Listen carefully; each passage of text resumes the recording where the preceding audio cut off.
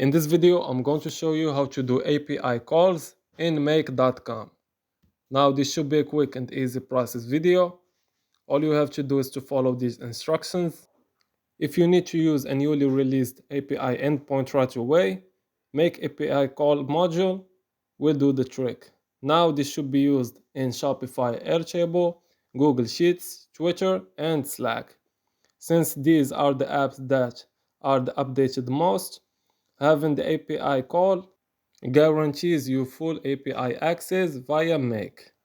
In this example, they are going to show you how to use Make an API call module to retrieve a count of products.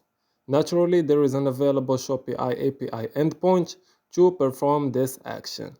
You can find the instructions on this website.